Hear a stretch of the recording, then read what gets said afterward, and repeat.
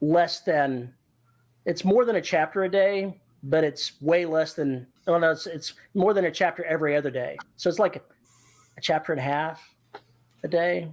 No, Okay. what's that? 0.75 of a chapter a day. There we go. Math is not my strong suit. We've already proven this.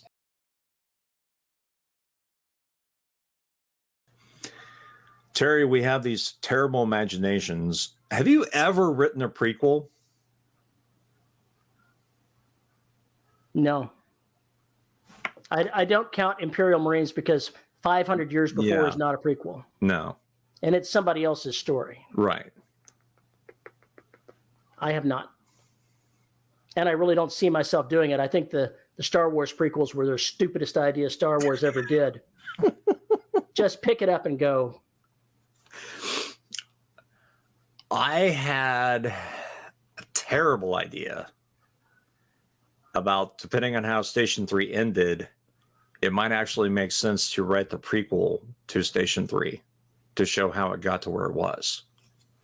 Station 2, what really happened? No.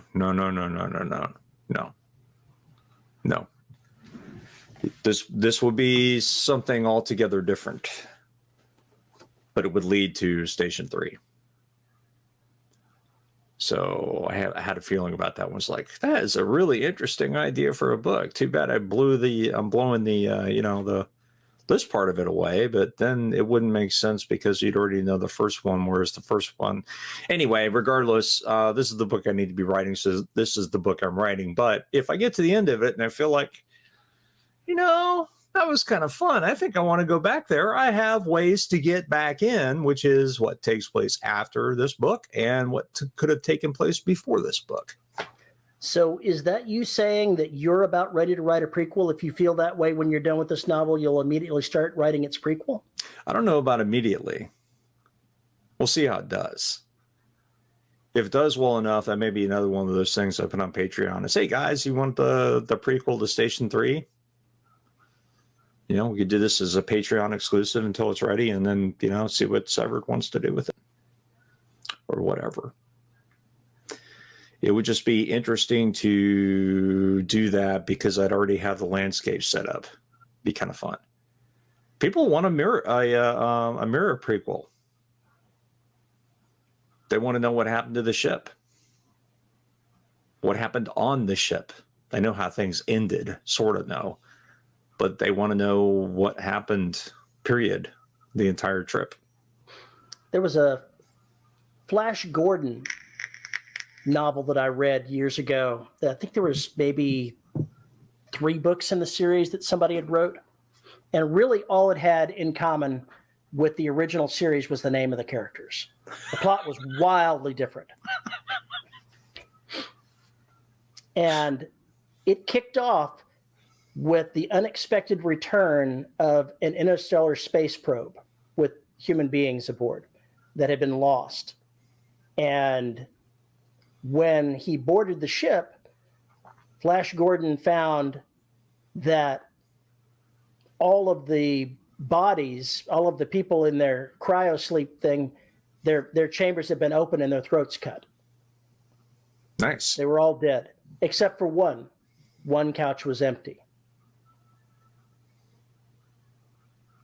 Okay. And the person was not aboard the ship.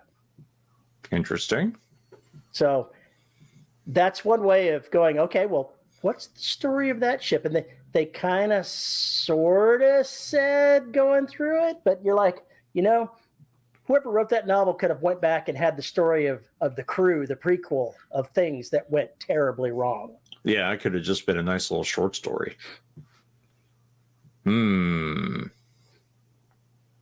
Yeah. Flash. Oh, for fuck's sake, cut that shit out. Cut that shit out. Just stop it right now. Just stop it. Best soundtrack ever. Oh, Queen. Not the greatest movie in the world, but best soundtrack ever. For various quantities or qualities of good, yeah, it was a good movie for various qualities of good. Various quantities of good, yeah. It was the 80s. What do you want? That was a definitively 80s movie. Gosh, was that 80s or was that 70s? That was 80s. That was 80s. Trust me. I know these things. I was there. You weren't there. You'd already moved on. You know, you rocking out with your Leonard Skinner t-shirt. I read somewhere that one of the reasons that movie was so whacked up was that the script was translated into French by the director because he had parts that he wanted people to read there and then translated back to English badly. Oh, no. Oh, no. Please tell me this is not true. I'm pretty sure that's what I read. It sounds to me like a bunch of horse hockey. Somebody was sobered up, saw the movie, and went, "What have I done? I need an excuse to save my career." I'll have to look it up at some point to be sure, but you sit there, you go, could this really be true? This sounds very sus to me. I'm not really sure I buy any of it. That sounds like some stuff from Shitland, if you know what I'm saying. The manure is strong with this one. Strongly scented. Why do our brains do this? Why did you have to bring up Flash Gordon? Why? Why? 2007. Is that? No, that's a TV series. I was seeing how long ago it really was. I think it's 81, 82.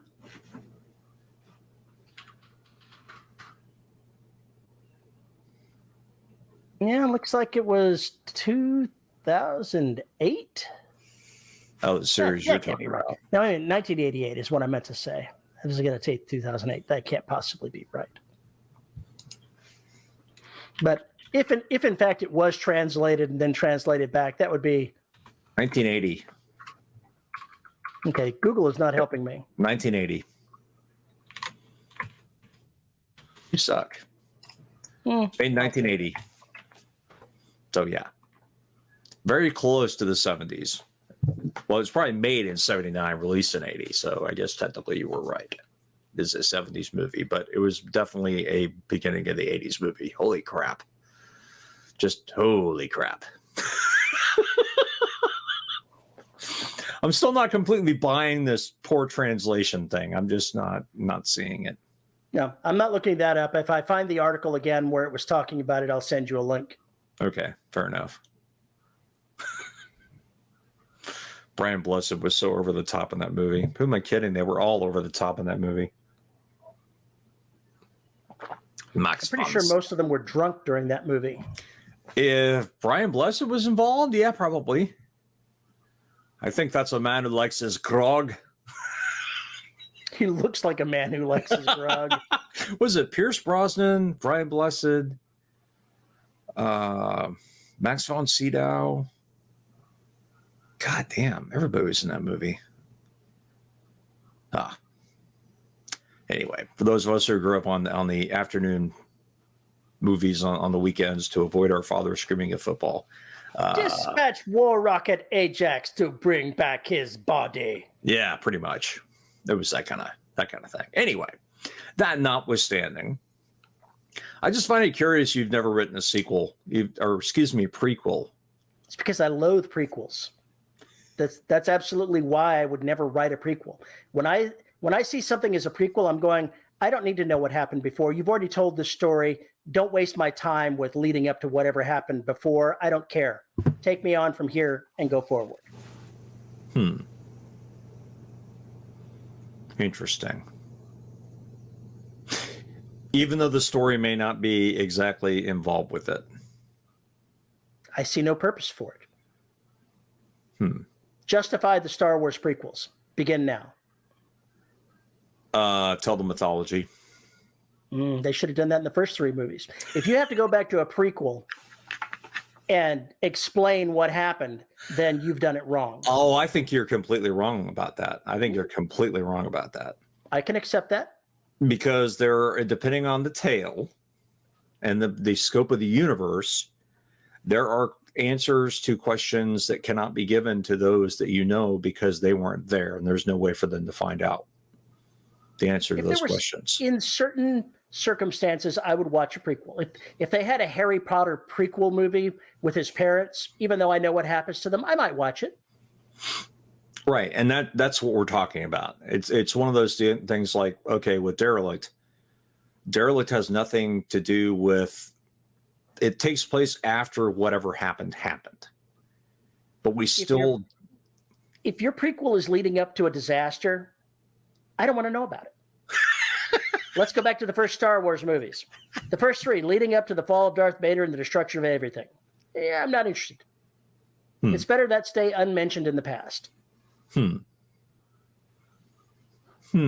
As I say, while I'm busy writing the Imperial Marine saga, which leads up to the fall of the Terran Empire. Yeah, exactly. That's why I'm sitting there giving you the stink eye.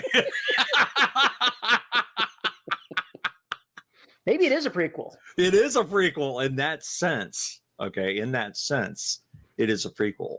It's not a direct prequel. No, it's not a direct prequel. And what I'm talking about for Station 3 wouldn't be a direct prequel either. Almost none of the characters that would be in that prequel book would be in Station 3. Almost none of them. So it would make it a completely different story and would be told from a different vantage point and would be more scientifically creepy as shit, with less bang bang and more oh my god kind of book. You know, and that said, there are certain things that I would watch a prequel movie. If, for example, the fall of Krypton in the Man of Steel universe, I'd watch that.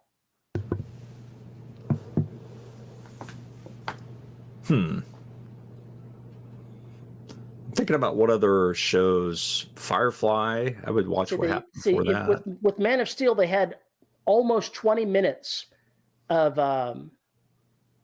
before Superman was born as the movie The Destruction of Krypton. And that was one hell of a story with characters that were doomed to die in the first 20 minutes.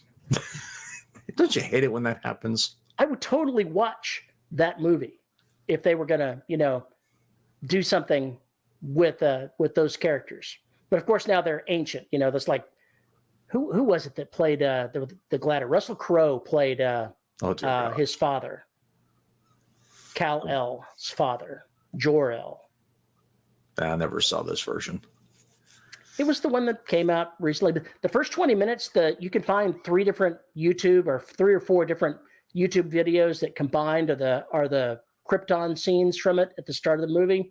That's a hell of a story. It was well acted out. It could have been a movie in its own right. It could have been a whole movie by itself stretched out. And even if you don't watch the rest of the movie, it's not a superhero movie. It's a science fiction movie. Before Krypton is destroyed, it's science fiction. Right. So I recommend you watch those because they're awesome. All the superpower crap doesn't happen until after you leave Krypton, essentially, right?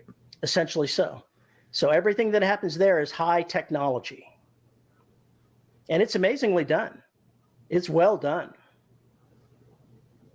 What other books or movies can you think of, or even TV series you're like, I'd really like to know the entire backstory of that character? Oh, gosh. I'm sure there are some. I put on the spot. I'm not sure that I can think of any. I enjoyed the Superman the opening sequence of it, that I outlined a novel that I could basically file off the serial numbers and write my own novel that carried on with that kind of story that I thought would have been good. I was just thinking with Marvel, for instance, when a character gets a spinoff series, it's essentially that. It's this character was interesting. I want to see exactly what they're all about. And for that, I need them disengaged from the team. Well, they're never disengaged from the team. Well, I guess we need to start our own side plot with this person. You get to know them. Sadly, Marvel went ahead and did a prequel movie for Black Widow that was basically something to introduce another character that will eventually step into her role, I suspect. Now that she's dead.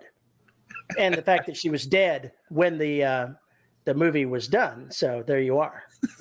Jesus Christ. It's a little cynical there. It's a little fucked up, yeah.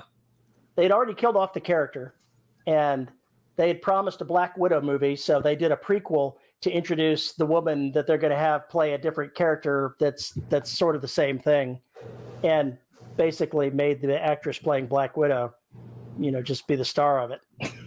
That's kind of rude. That's fucked up. Well, that sounds like Disney to me. It sounds so much like Disney to me.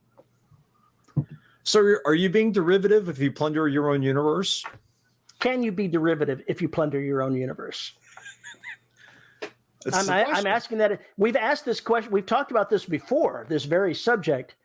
And I'm not sure what conclusion we came to, but I'm not sure if you can be derivative of your own stuff. You certainly can. Can you, gosh, what is it?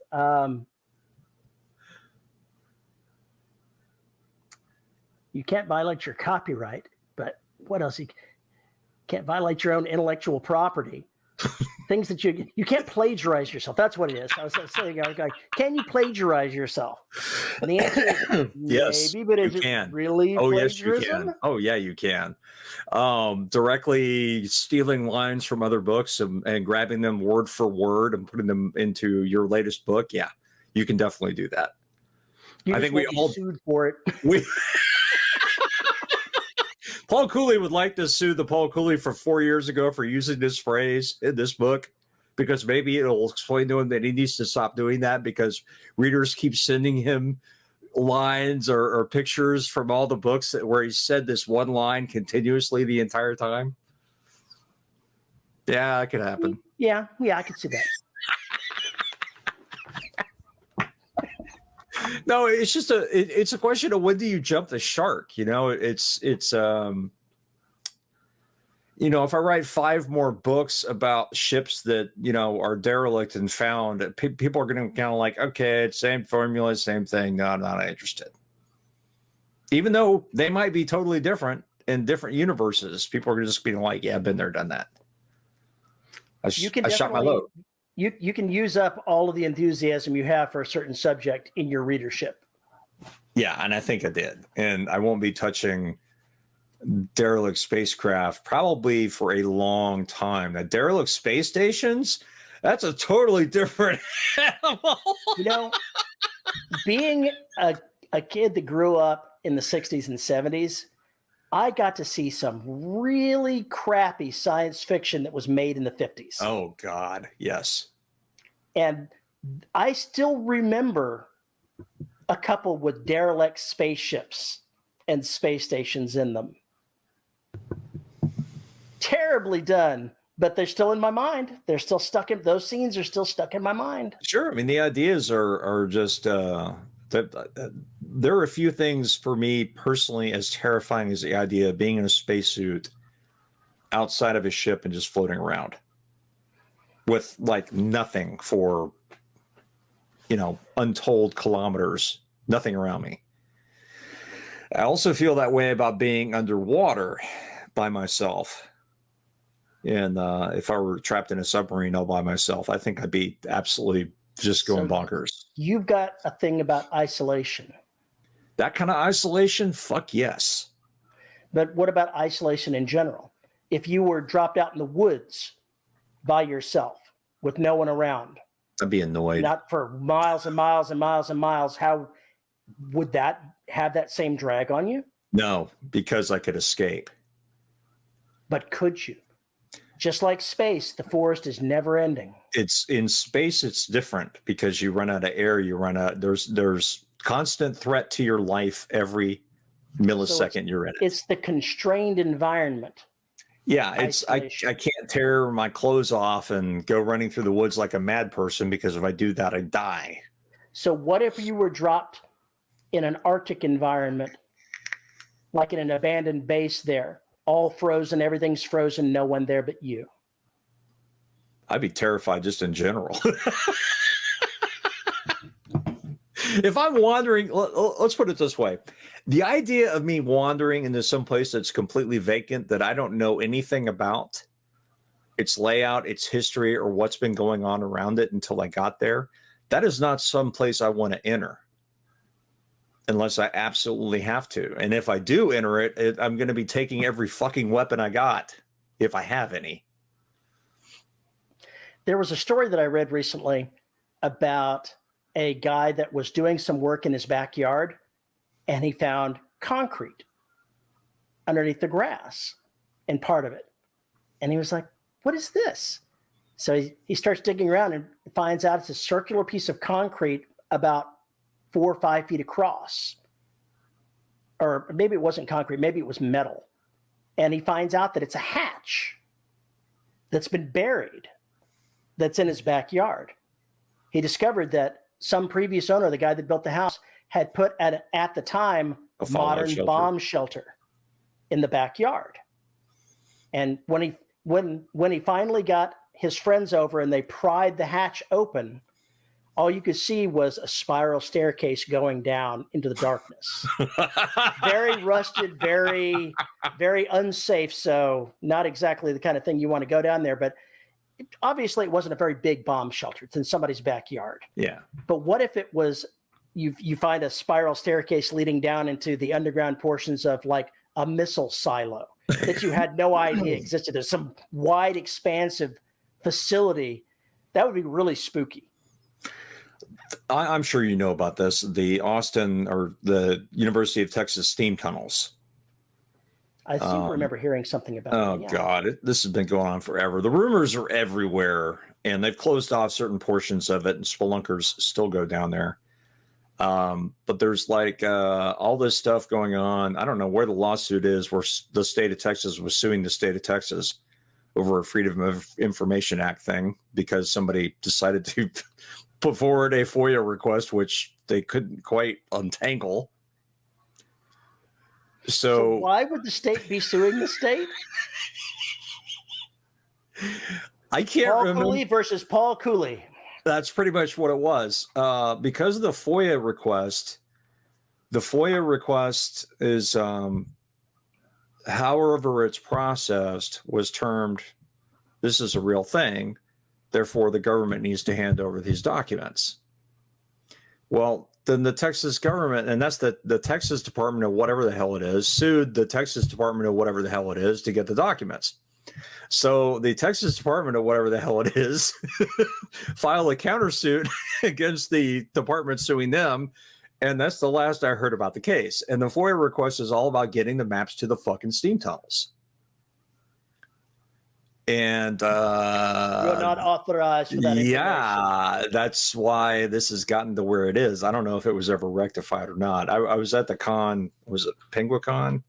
LenyaCon in Austin, and they had the guy there that started that mess. It was really, really freaking hilarious. Listen to him talk and what he did. But he's filed so many FOIA requests, at least by that time. I guess it was like 2003 or something, that he could talk about them all damn day. But the ones about the Austin steam tunnels are awesome. There's all these theories about what it was used for, scientific experiments leading into an underground base or facility or whatever the fuck. There are so many rumors and this and such flying around. There's no telling what's really down there. Probably rats. Lots and lots Probably of rats. lots of rats and roaches.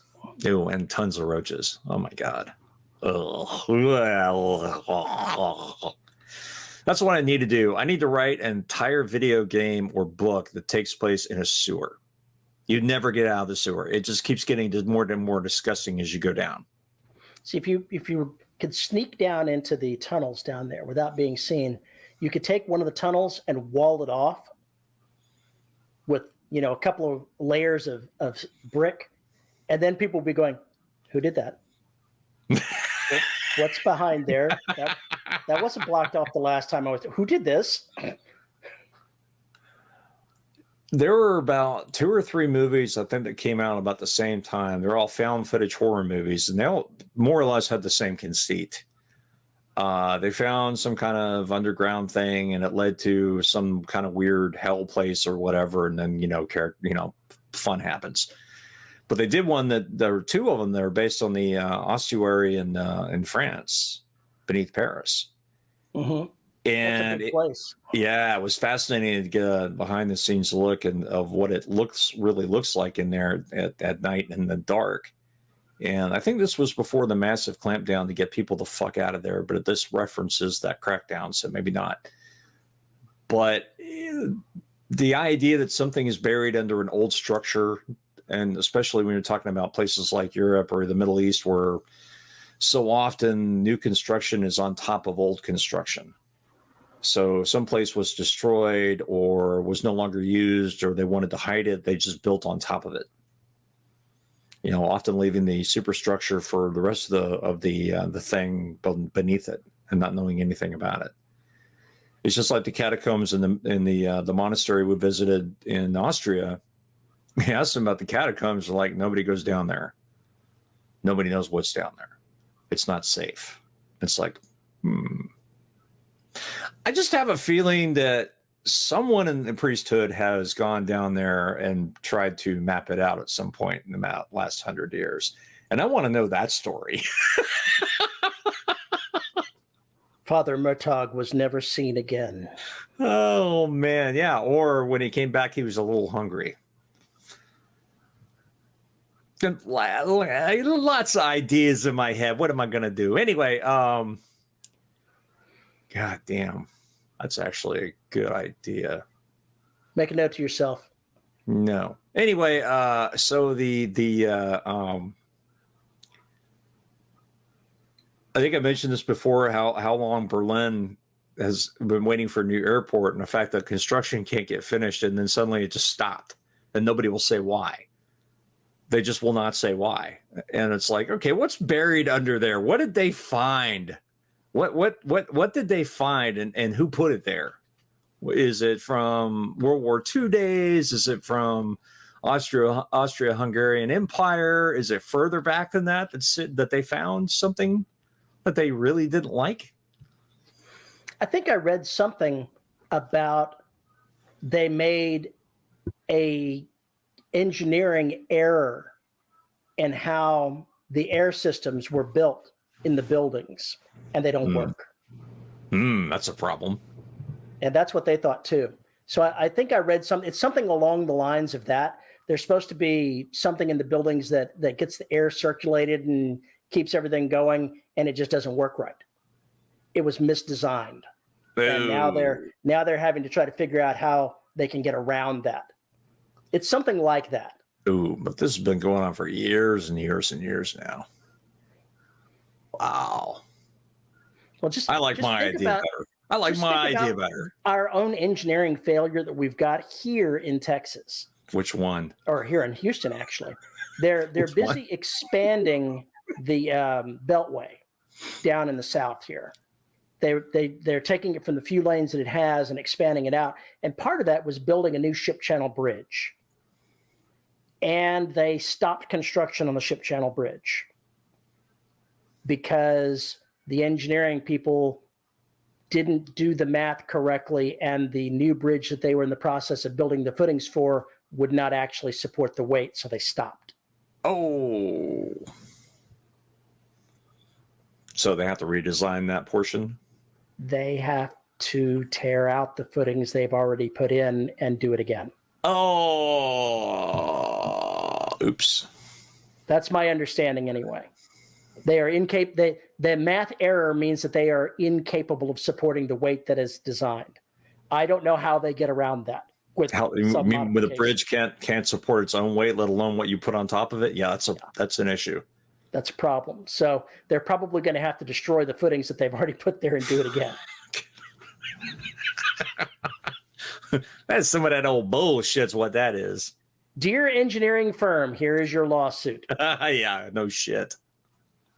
Ooh, important things like that, you would have more than one person checking the numbers. But then again, JPL managed to crash a space probe into Mars. Yeah, because they can't speak metric. Because they didn't check that they were using the same type of measurement. So simple mistakes can cause huge problems. Why everybody needs to go to metric. It's why it needs to happen. It just needs to fucking happen. You know, I thought the United States was well on its way to doing it when I was a kid because everything had both the English and metric on it, and then it just suddenly stopped. Yep. Yep. I thought we were in the process of training the U.S. to switch over to metric so that we could get through this. We were. And then they started figuring how much money it was going to cost, and they stopped, which was unfortunate because we have been fucked up ever since. We should make a deal. The U.S. will go to metric if the U.K. starts driving on the right side of the road. Oh, that ain't ever happening. And then you got to change Australia and Japan. That's just not happening, dude. I think even New Zealand is right-hand drive. Pretty sure. I don't know. I'm not sure which ones are. All I know is the UK is. That's why. Those are the three I know of: Australia, Japan, and UK. I guess Ireland. Yeah.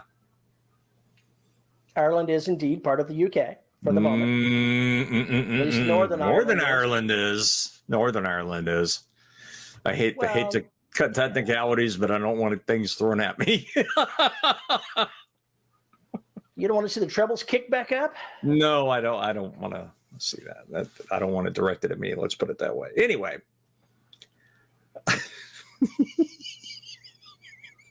The fuck were we talking about? I'm not sure. Yeah, this should just be called the old and crotchety hour. Get off my topic. Yeah, get off my topic. We'd have to have a topic. Shadow has plenty of topics.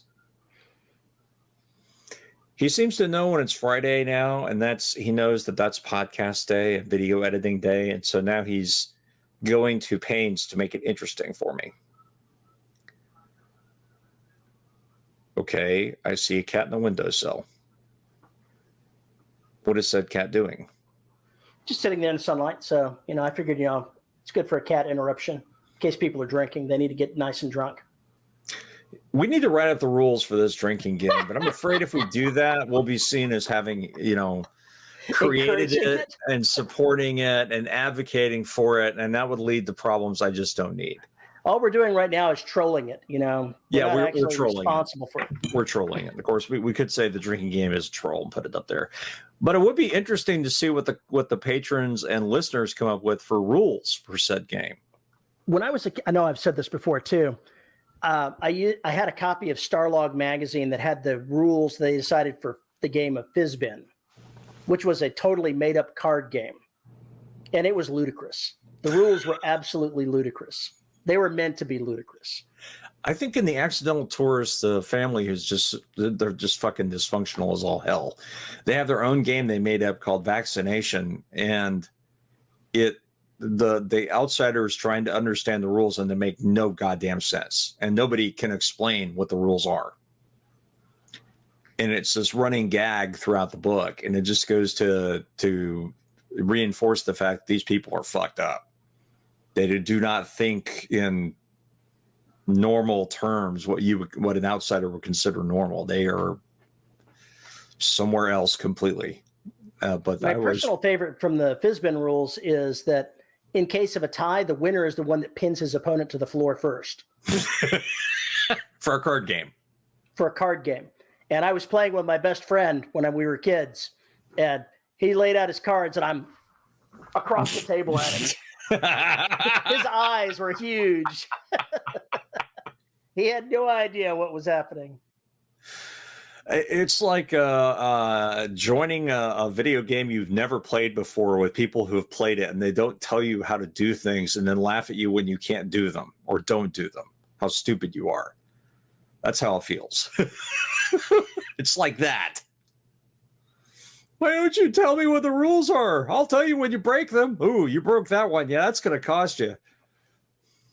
Yeah, I didn't tell you. I'd tell you before. We exacted our penalties for you. Yeah, exactly. Yeah, it'd be like trying to play the game of football, not knowing the rules, and and the only way to learn it is by the flags thrown.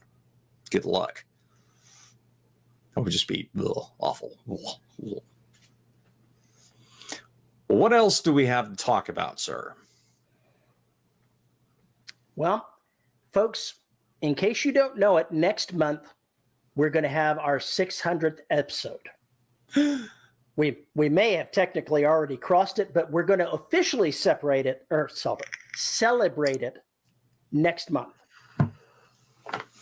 In Don't know which October? day yet. Not October. Actually, I forgot that we're now in September. Sometime in September, we're going to do it. Sorry. The month changed and I didn't realize it. I've already picked out the date. Ooh, what day is it?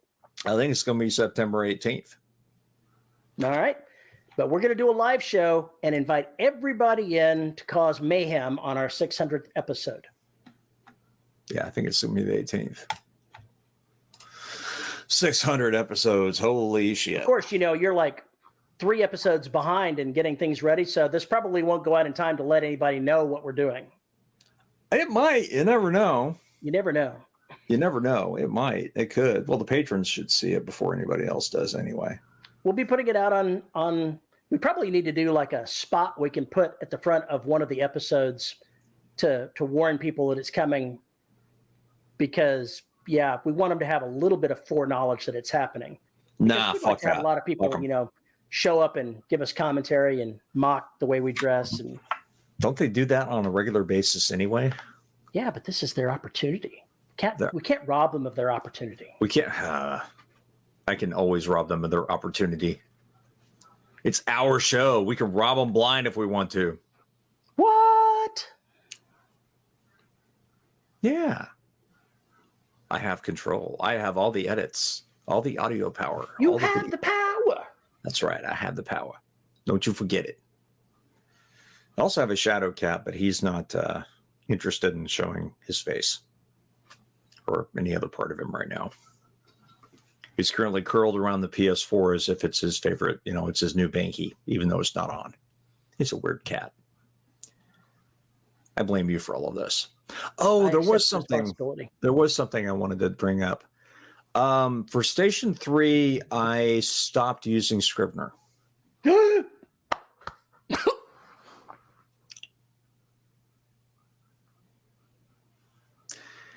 John Miro insisted that I check out wavemakercards.io. Okay. So I did.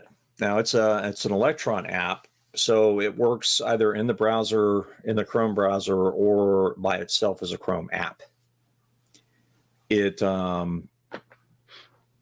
is pretty ugly. Needs some work on the UI details. There's some other things that need some work on. It's designed to be manually upload to the cloud, and it can be self-contained. So you don't have to do anything with the cloud if you don't want to. However, it has most of the Scrivener functionality I use. But why switch? You've already got Scrivener. It's free and open source. You already own Scrivener. I know. So you're switching from a product that you've already purchased. No. I'm not switching from anything. I switched Station 3 from Scrivener over to this new product, and I'm going to use this product just for this book. And by the end of the process, we'll see what I think. Okay.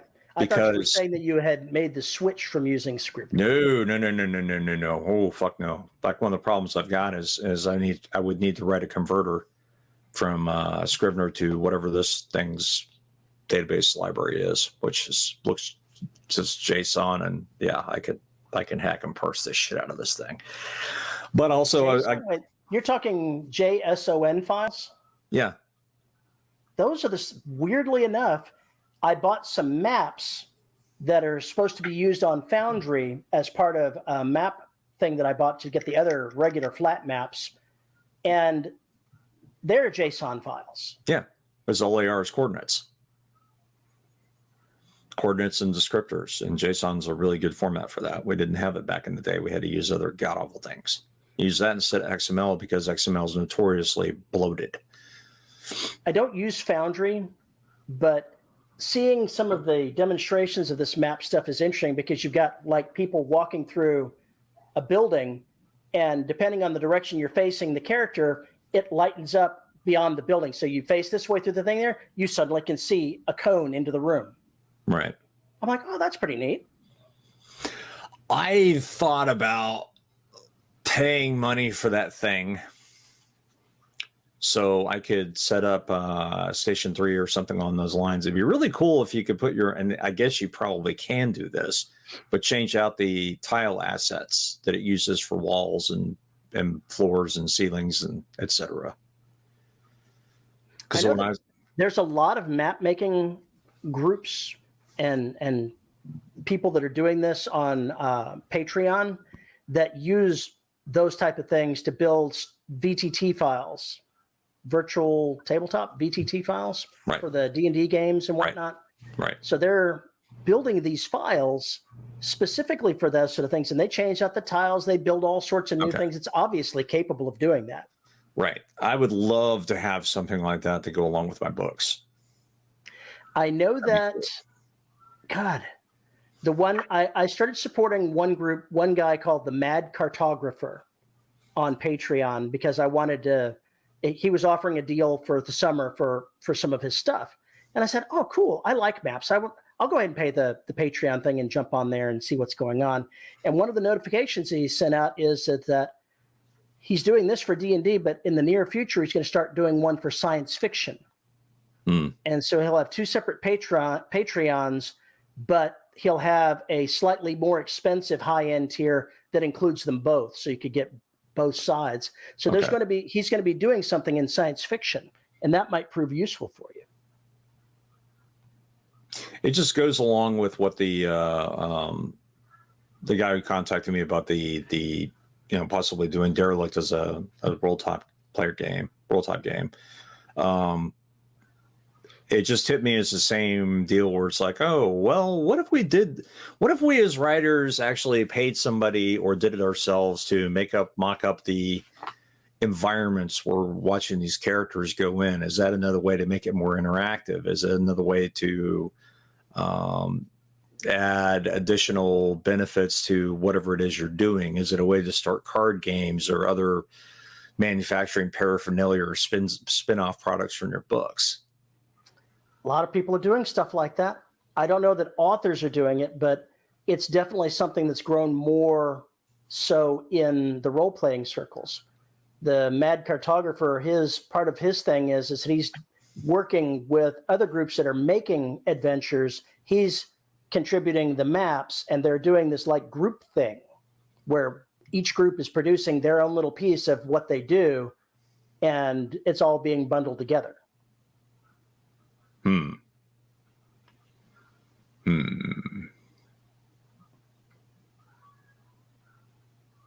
Well, I thought about doing it just so I could lay out everything in my head. I really thought about getting it just for that reason.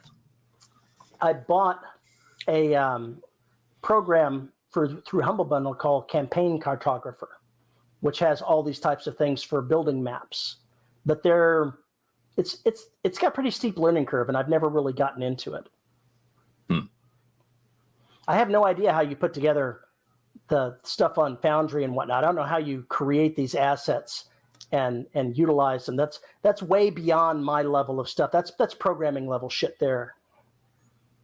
Possibly. Depends on how they have it set up. Regardless.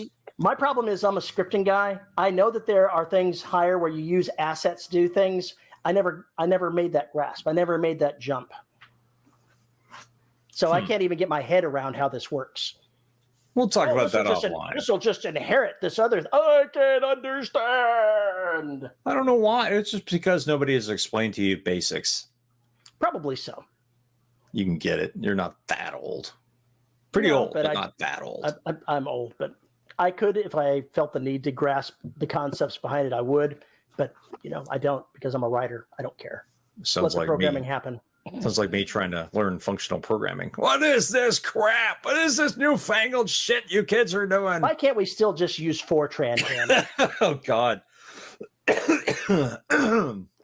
There are people on this earth who, if they heard you say that, would commit suicide just out of, pure disgust. The only thing that would have been worse is if you'd said COBOL, and then heads would have exploded. No suicide necessary. When I took programming classes first year of college, I was the last year to take Fortran as one of the core classes before they got rid of it. Wow. Still a useful language. No, I liked it. Still a useful For what it did, I liked it. Technically, COBOL is still a useful language, but anybody installing a new version of COBOL needs to be shot. Let's just go ahead and go straight back to Visual Basic, shall we? Oh my God, no! Please, God, no! Can you imagine trying to run the internet on Visual Basic? You have any fucking idea what would happen? Oh, one user logged on. Good. Dreadlock. Dreadlock for the entire planet. One user. One user's logged in and their computer crashes and it takes down the entire global network. That'd be awesome. That sounds like a plot from a Dr. Evil novel.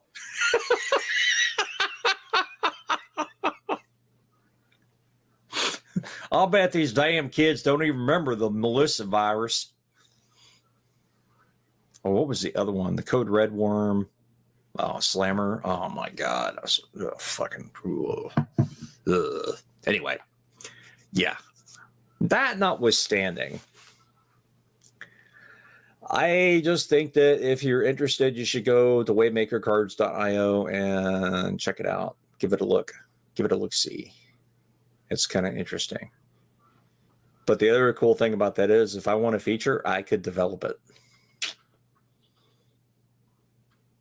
And have it it doesn't even have to get accepted back into the main branch. It could say, I don't want this shit in my product. You suck. But I can still have it in mine. It's a cool idea. I like it. I don't have time to do it, but it just seems like a cool idea. What are you doing? Getting a link to paste there for you. Since I mentioned something, I felt it made sense to at least toss the link in there. Oh, okay. A mad cartographer. Now, see, this is another one of those things where you look at what he's doing there, and at the top it says he's got 1,650 patrons and makes $21,000 a month. Jesus. So there is definitely a cottage industry growing up around doing certain role-playing stuff as Patreon. People are making money. People are making bank. Some people are writing adventures. Some people are making maps. Yep. I listened to the guy's video. He's Scottish, so you're like, okay, I gotta pay close attention because I'm not really sure what he just said. Let me listen a little closer.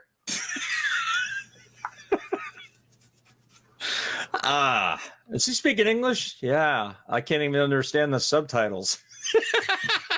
There were no subtitles. It was all Scottish all the time. The air starts bubbling up with subtitles. Okay, the universe has said you're gonna have no clue how to understand this, but we're gonna give you this Babelfish moment from Douglas Adams, and it's still gibberish once you get the subtitles. That kind, yeah.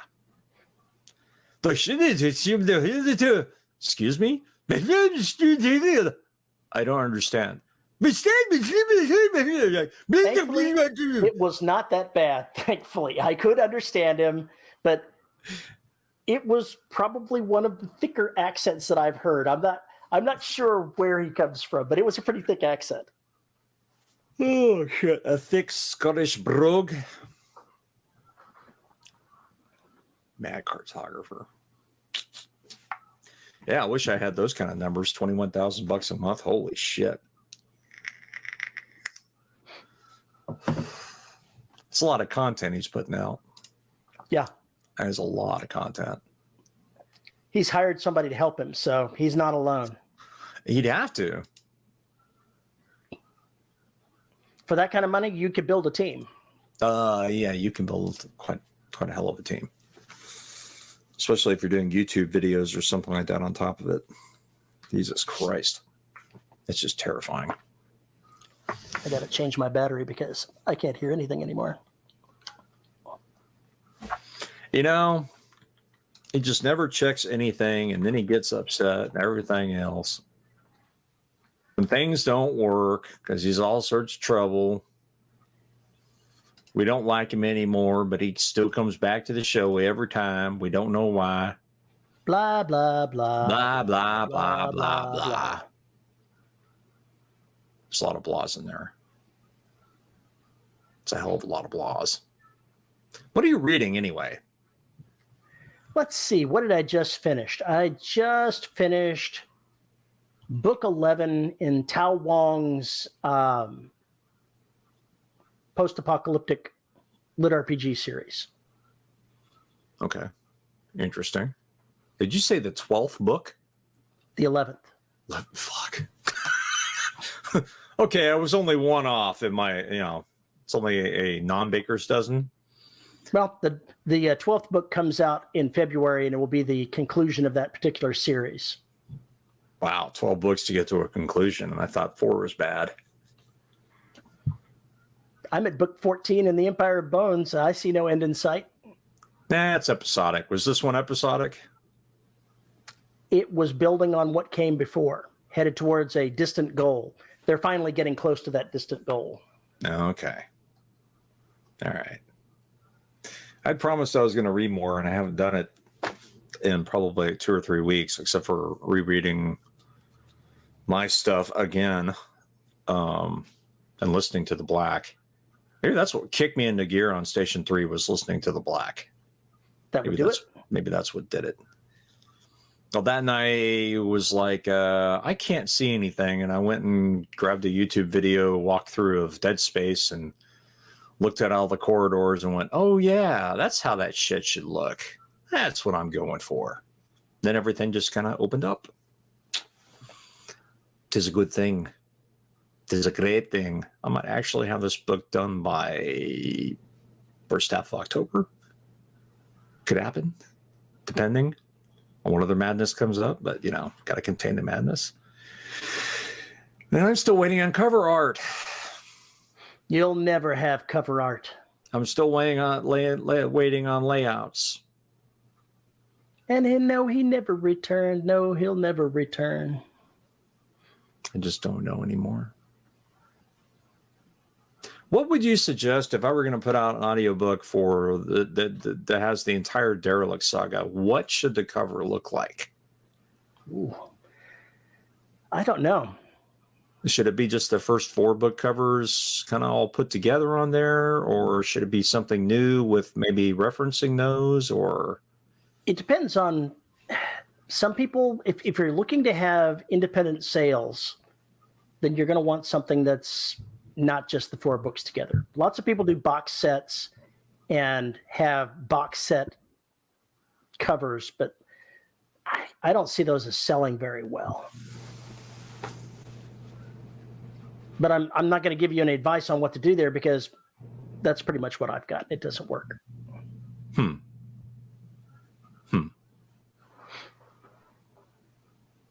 I don't know. Super duper special edition author version, re-edited, remastered for your, for and ribbed for your pleasure kind of thing might, do something with that.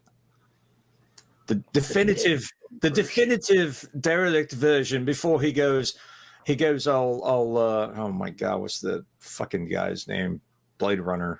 Who's the actor or director from Blade Runner? God damn it.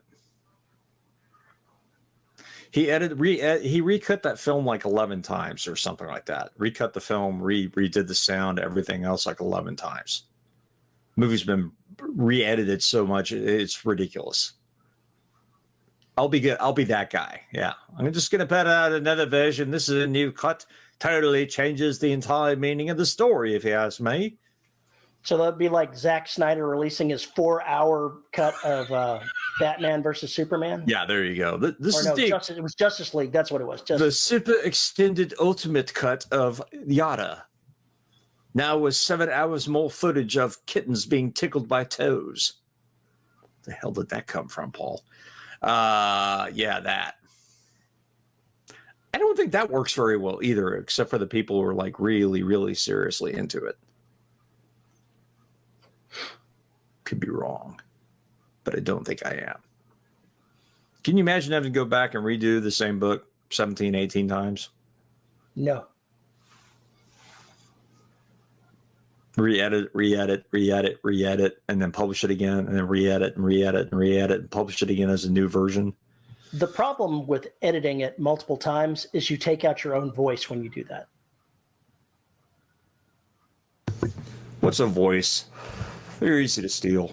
The voice of a book is not what you did right. It's what you did wrong. That's your style. It's your style. It's your style. It's the Joe Pesci version of your novel. It's the My Cousin Vinny. Ooh, we totally are not advertising that version of your book on this show. Oh my God, I just had that going along with the My Buddy theme song, and it just got so wrong so fast. Holy shit. That was good, Paul. What's wrong with you, man? That was good, Paul.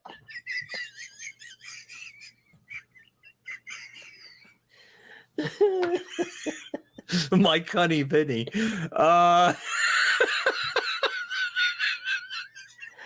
My James, what a cunning linguist you are. Is that porno been made yet? My Cunny Vinny? Is that porno been made yet? Somebody go make that porno quickly. Give me some cover. Jesus Christ. Okay, the joke is lost. I blew it. Never mind. Forget it. We're out of here. We're bailing. This is absolutely, completely much better than the joke he intended. You're pulling the red cord. We're bailing out of this bullshit because it can only get worse. I'm just not going to go there. I was going to make a joke about New Jersey, but it just, never mind. It went off the rails, and yeah, never again. You know, you're talking Jersey. I had an author that I'm sharing his book in my next newsletter, and he sent me when he sent me the information. He said, "Feel free to edit the blurb with impunity." And so I immediately sent back. After watching all the seasons of Jersey Shore in one sitting, the hero goes mad and kills again and again. And he's like, maybe not that much impunity. Maybe add some more punity to this. I like the style and where it was going, but can we get some punity in here? I believe what he was trying to tell you, Therius, you're a dick. Use common sense. He sent me a picture, a gif of an ass. So I'm pretty sure that he's, right there already. Never give me carte blanche. Never. This is a bad idea. Yeah, it is a bad idea. I haven't been bitten by that particular bug because I know better. I know better. I know that if I don't give you clear instructions, next thing I know, you're building a moon rocket in your basement. How is this for that? I said right in intro to the show. Well, so you have to go to the moon first to get the information for the intro. So I figured I'd just go ahead and build the moon rocket since that's the difficult part. What? I just told the guy, I said, I don't change anybody. I don't change another author's thought flatulence. We're just going to leave that alone. Oh, my God. Can we insert some punity? I like that. I love that. I have to use that. Can I get a little punity in here? Blurbs. You're so hopeless. I don't even remember which movie it's from. I can just see this one character turning to the other and going, "What's wrong with you anyway?" Oh, that's Bones from Star Trek. What's wrong with you anyway? What is it with you anyway? That's like in the series Archer. One of the characters is just completely blasted sideways out of her brain with insanity, and she'll say stuff that doesn't match the context for people who don't know her, and they're just like, "What is wrong with you?" That's pretty much what everybody wants to know, because that's just the way they are. Everybody else has gotten used to it. You're just new here. What are you looking at now? You've got that funny look in your face.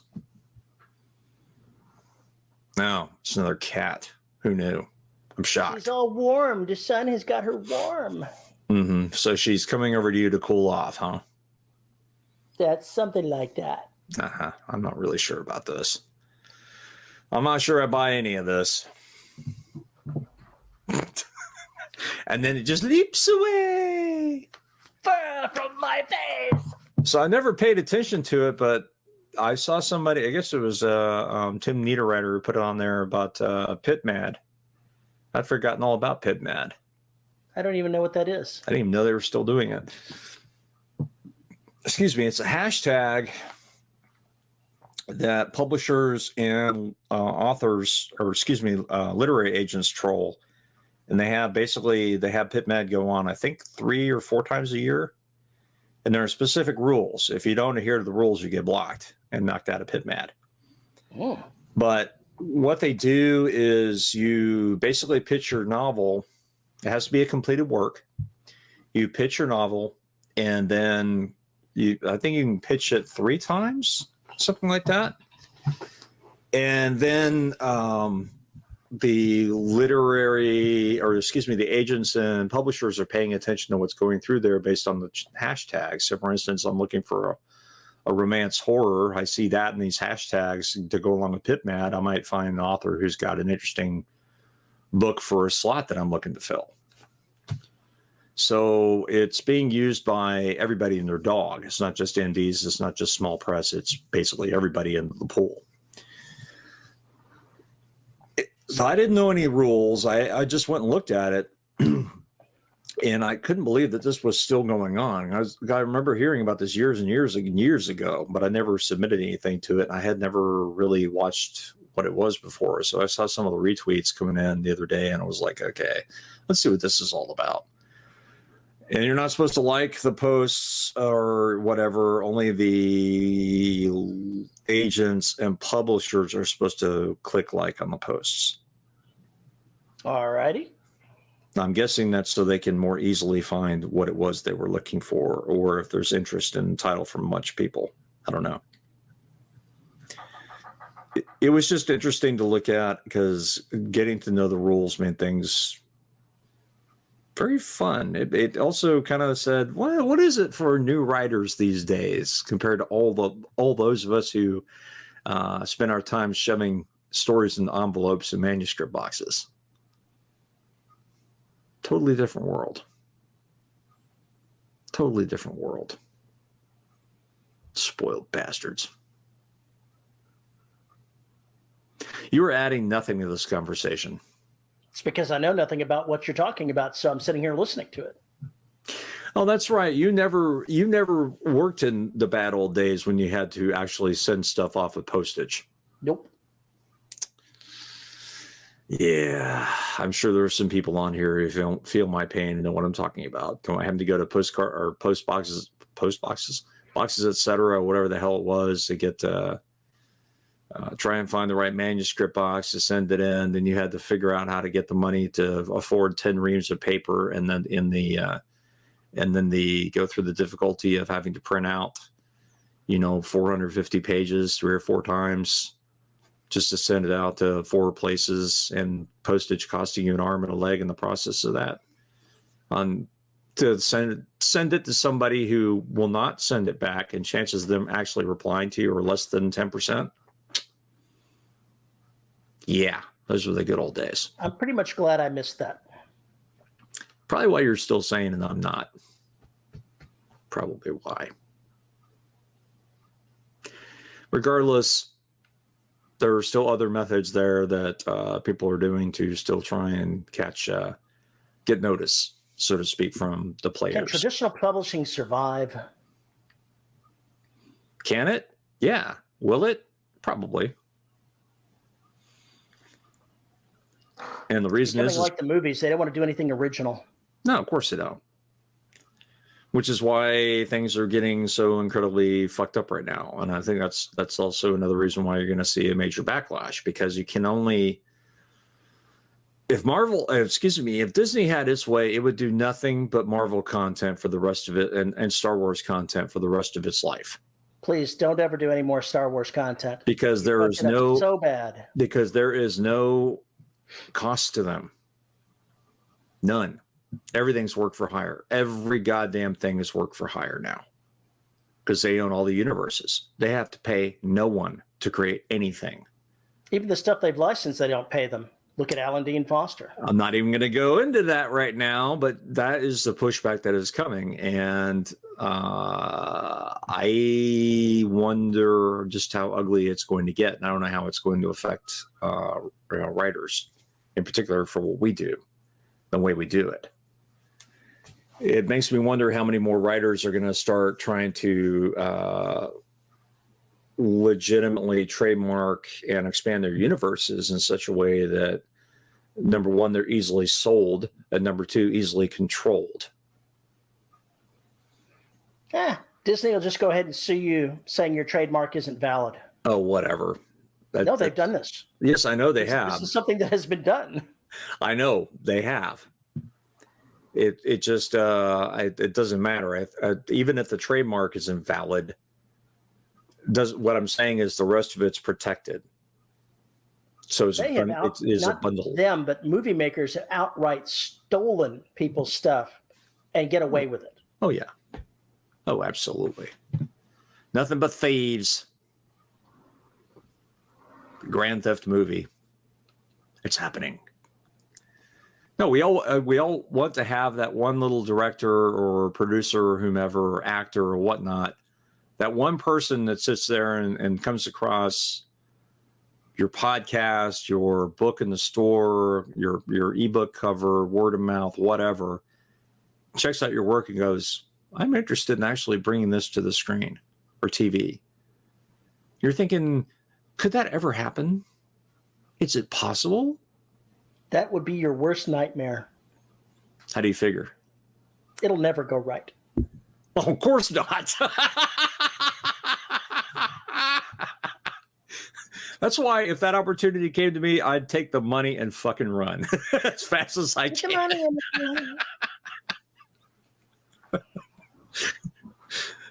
What happened to Mr. Cooley? I paid off all his debt, bought his house, and then just disappeared. He keeps putting out new books, but he's completely unreachable. Why do I see that, that super fan that Stephen King wrote about that was breaking people's legs so that they could stay and write? Oh, Misery. Misery. There you go. Something like that happens to Paul. Ugh. How much do you know about that book? Nothing. I think he said this in the Playboy interview. If not, I saw it in biography that came out about a couple of years after Misery. He wrote that book after he met some dude on the street in, God, I don't remember if it was Boston or New York, where it was he was. And the guy came up and started talking to him about how he was King's greatest fan and all this other kind of shit. 2 days later, this guy shot John Lennon. Awkward. And that's where the character for Misery came from. That was one of those deals, and he's also talked about that in Secret Windows, Secret Garden. What happens when one of the crazy folk, when a person from the fabled tribe of the crazy folk shows up in your doorstep? So have you ever had any crazy fans? Well, it depends on what you call crazy. I would count most of my fans in the crazy realm.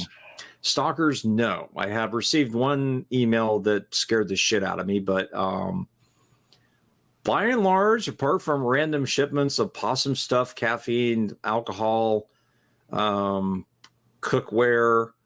Cookware? That's weird. Yeah, don't ask. Cookware, ball toys. We're not going to go into that one either. And let's see, what else is on that mess? Boot protectors that I'm supposed to wear during dark nights. Nothing weird. No, not at all strange. Stuffed animals, nothing like that. I received a few items of interest and threats of others. That you have. Just look forward. You're going to start getting Mike Honey stuff now. Oh my God, no.